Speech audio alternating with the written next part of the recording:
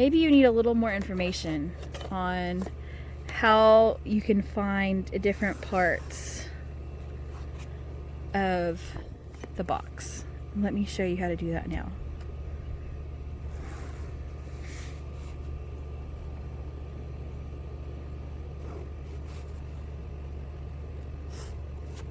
Something else that I'm not going to do in this video, but I want you to know about, is you're not limited to the piece of paper that you're drawing on. Especially if you're wanting to utilize the whole surface. Your vanishing point may need to be way out here or way over here. So in the past, in the classroom, we've attached extra papers behind here that can be taken off later in order to give yourself a broader vanishing point and still keep to those lines. So just know that you don't have to stick to the paper. Your vanishing point has to stay the same, but it doesn't have to stay on the paper that you're drawing. When we get to advanced art next year, then I'll show you that in a little more depth, so that way you can utilize the same idea but not be stuck to a small drawing. But for our purposes today, we are going to stay on the page.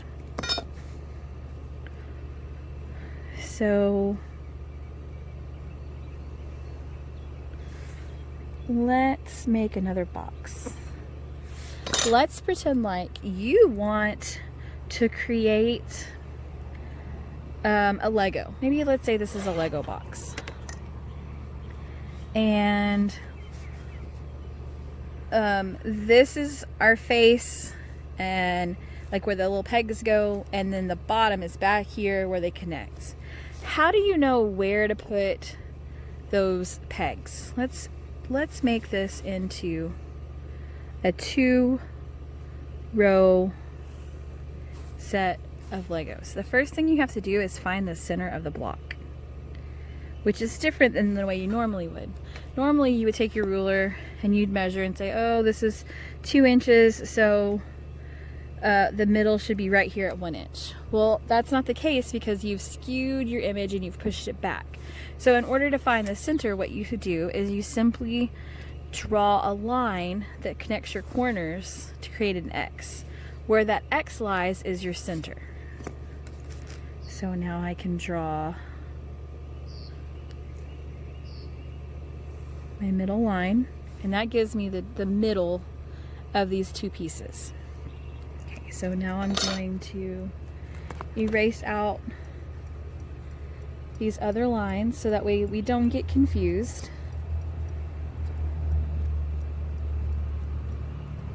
Now we have a space to do 2 rows that are evenly spaced according to depth and perspective. So let's say I want to make this a 4-peg block. I need to find the center of this side of the block, so I'm going to make my X again. Remember, these are just guides we're creating right now. This is not part of the finished drawing or the idea of the Lego in any way at all. Okay, so there's the center. I'm going to go from this vanishing point, because it's on this side of the station point, and I'm going to make a line right there. So now I need to come back and erase the top V. I'm going to leave this one for now so you can see where we're heading. And I'm going to find the center of this square. I know this is complicated. Stick with me and it'll make beautiful sense in just a minute. So here is where we're going to place that top peg. So before I get crazy started, I'm going to lighten my lines. And I'm going to create a circle based on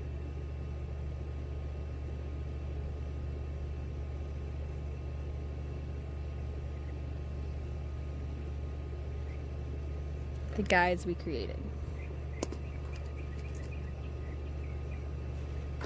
Okay, now I'm going to do the same thing for this side.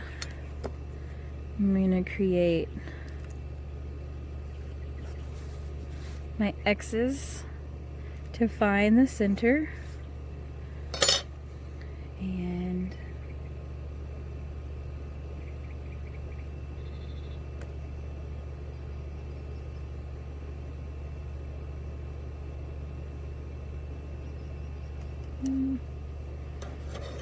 I want them to be the same size. Right now they're not, so let me do this.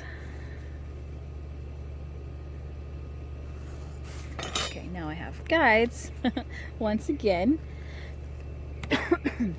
to give me the size and shape that my peg should be. I'm gonna pause you, straighten this up, make it real defined, and we'll come back in just a second. There, now my Lego block is complete. I didn't erase all of my lines. I wanted you to see how those guides affected my output. But you can see how that changes it from being flat and stagnant. It gives us a little more interest, and it leads the eye to believe this is a huge Lego block.